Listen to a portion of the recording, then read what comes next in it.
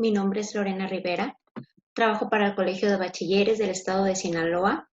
Soy docente de asignatura impartiendo las materias de Comunicación Humana 1, 2 y Filosofía y Pensamiento Complejo. En esta ocasión les voy a impartir una materia desde casa que es la de Comunicación Humana 2. Esto porque es un trabajo que nuestro director general de COBAES, el maestro Sergio Mario Arredondo Salas, nos invita a sumarnos a través de la estrategia COBAES Estudia en Casa para continuar con el desarrollo de nuestro programa académico. Bienvenidos, jóvenes, iniciamos. El día de ahora les voy a explicar, ¿de acuerdo? La lectura 2 del diálogo que se llama El diálogo en diversos contextos. Ya es la última lectura del momento 3 de nuestra guía didáctica de comunicación humana 2 y vamos a ver el diálogo en diversos contextos. ¿En cuáles contextos? En el familiar, en el escolar y en el social. ¿De acuerdo? Bien, vamos a proyectarles. Ok. Ahí lo pueden ver. Iniciamos con nuestra clase. Como lo ven ahí, lectura 2, el diálogo en diversos contextos. Bien. El diálogo en el contexto familiar. Bien, ¿por qué lo ponemos al inicio? Porque es el principal. La familia es la principal unión social y la principal célula social de todos nosotros en conjunto. Entonces podemos decir de esta manera que la unión en los ámbitos de nuestra vida forman parte del contexto familiar. No existe una regla ni un contexto jerárquico donde alguien sea mejor que el otro, porque cada uno en la familia compartimos y desempeñamos diferentes roles. Y partiendo de la conciencia que diseñamos diferentes roles, es que no debe de existir alguien mejor o alguien peor, solamente somos personas con diferentes roles que compartimos la sangre y la unión familiar incluso de tenernos a todos juntos. Bien, en el contexto familiar, yo propongo, chequé en el libro y me pareció muy apropiado ver lo de mejorar la comunicación.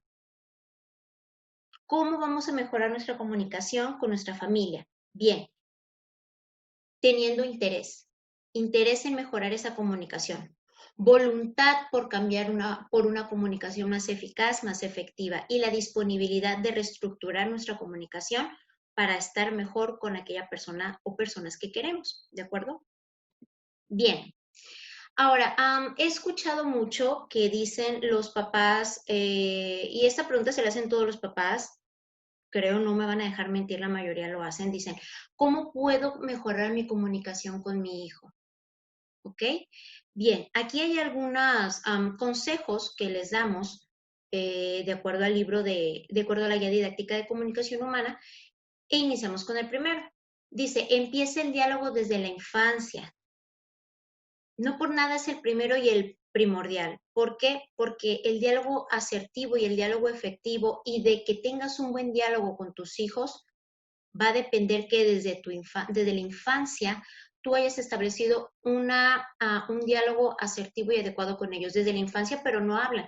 Recuerden que existe también el lenguaje paraverbal, el lenguaje no verbal, y a través de ellos nosotros podemos precisamente ayudar a este niño a establecer un diálogo efectivo con él desde la infancia. Y de ahí se desprende todo lo demás. Recuerden también que no es necesario verbalizar todo. No necesitamos verbalizar mucho. A veces nuestras acciones y nuestra convivencia y nuestro ejemplo son más importantes en el resultado que tenemos de la comunicación con nuestro contexto familiar. También escuchemos más de lo que hablamos. Y con eso les comento precisamente de la capacidad de escuchar. Quienes sabe escuchar más, atiende y sabe entender precisamente lo que es el silencio. Sí, el silencio es importante, aunque no lo crean, porque el silencio nos permite comprender mejor aquello que la otra persona dice, hablar de un poco más pausado. ser más asertivos, ser más empáticos, porque imagínense un diálogo donde una persona habla, la otra habla, la otra habla, la otra habla, y no se hacen, no se forman esos silencios donde son necesarios para saber escuchar. Y también a la par de tener la capacidad de saber escuchar, generamos empatía, ¿de acuerdo? Otro, otro punto muy importante es la capacidad de escuchar. Y los hijos también enseñan. Eso necesito que lo tengamos muy en cuenta porque los hijos a veces son los que nos dan los mejores ejemplos y gracias a ellos aprendemos más. A lo mejor no directamente con algún consejo que nos dan, pero sí a través de una prueba que pasamos con ellos. ¿De acuerdo? Otro punto también que les quiero dejar claro y que me lo han dicho en muchas ocasiones es que por más que he hablado con esta persona, no cambia. Y es que por más que he hablado con mi hijo, por más que he hablado con mi hija, por más que he hablado y por más que les he dicho y por más que les he comentado y me he cansado de decírselos, no cambia o no quiere entender. Les tengo que dejar en claro algo. Un discurso no cambia a una persona. Un diálogo no cambia a una persona. Hay algo más detrás. Los seres humanos tenemos estructuras mentales complejas, de comportamientos complejos, de interacción compleja, parte social. Tenemos una parte social, una parte humana, una parte experimental, tenemos una parte espiritual, somos materia, estamos integrados de todas las esferas de las ciencias del saber, ¿de acuerdo? Entonces, no pretendamos cambiar a una persona con su solo discurso. Diálogo más convivencia al final. Un diálogo efectivo más una adecuada convivencia nos permite tener contextos familiares mejores, contextos familiares más sanos, contextos familiares más educados, contextos familiares más unidos y teniendo más coaserción, ¿de acuerdo? Y recuerden que una familia unida es igual a una comunicación con diálogo en donde se saben respetar cada uno sus roles. Y como un tip que les puedo dar es, transmite y educa más la convivencia que el solo diálogo. Educa más y transmite más cuando convives que cuando solo dices. Y en la no coincidencia se fundamenta el diálogo. ¿Por qué? Porque cuando tú no coincides con alguien, pero aún así eres capaz de entablar una relación de interacción del uno al otro, quiere decir que tus diálogos van siendo más fortalecidos. Y bueno, en familia se favorecen ¿qué actitudes?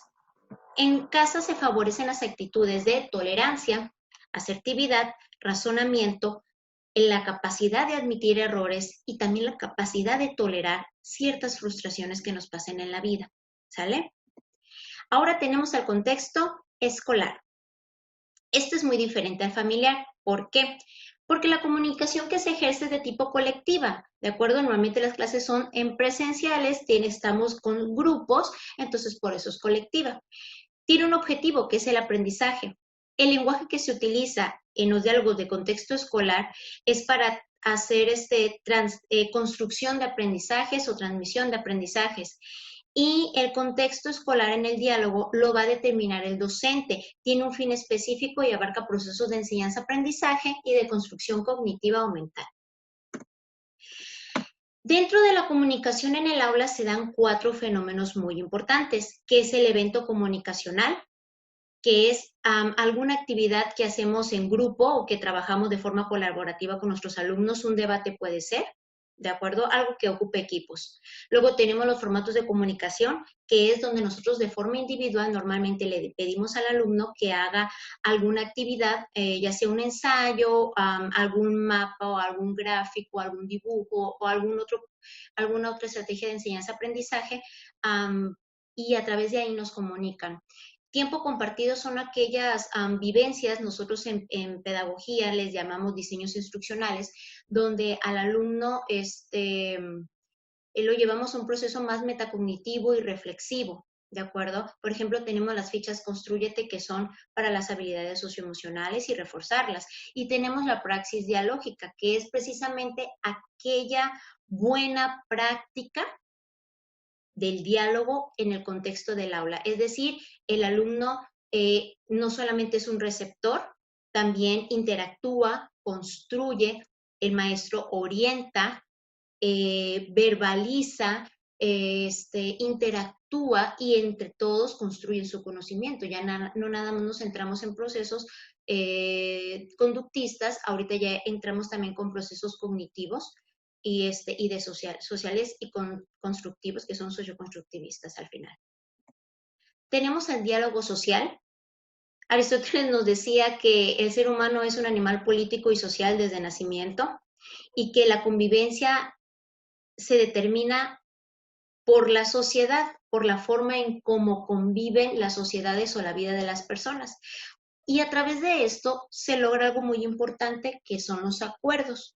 A través del diálogo se logra un acuerdo y la unidad de diferentes sectores. Y ahorita les puedo explicar por qué. Por ejemplo, diferentes escuelas nos estamos haciendo diferentes métodos para que a ustedes les llegue la información y les podamos transmitir información, ustedes puedan construir su conocimiento y lo hacemos a través de un diálogo social. Por ejemplo, diferentes secretarías